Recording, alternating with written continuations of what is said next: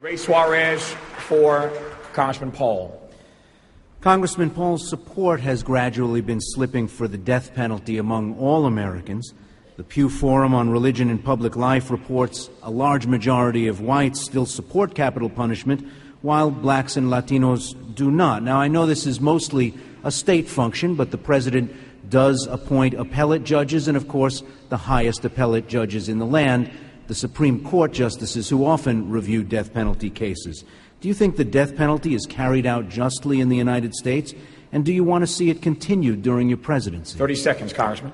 You know, over the years, I've held pretty rigid to all my beliefs, but I've changed my opinion about the death penalty. For federal purposes, I no longer believe in the death penalty. I believe it has been issued unjustly. If you're rich, you get away with it. If you're poor and you're from the inner city, you're more likely to be prosecuted and convicted. And today, with the DNA evidence, there's been too many mistakes, so I am now opposed to the federal death penalty. Thank you, Congressman. Senator Brownback.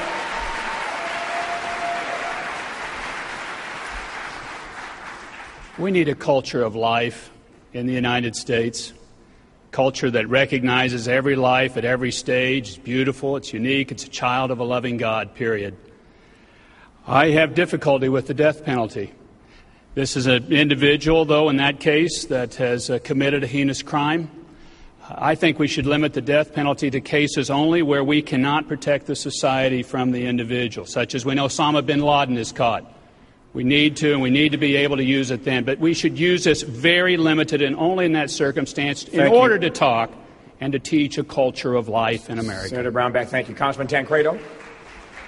It is, in fact, a state issue almost entirely. The restrictions that we talk about with regard to the federal government and whether or not we should have a death penalty, I will tell you, I would absolutely support the continuation of a death penalty, especially for crimes like treason. I mean, we really have to consider the possibility that there is an appropriate penalty for a crime of that nature. It is the death penalty. Congressman Hunter.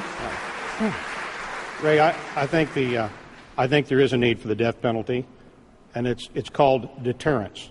And that means that when that Charles Manson is getting ready to pull the trigger on an innocent American, just maybe the idea passes through his mind that he himself is going to lose his life. Now, that might only deter 5%, 10%, 15%, 20%.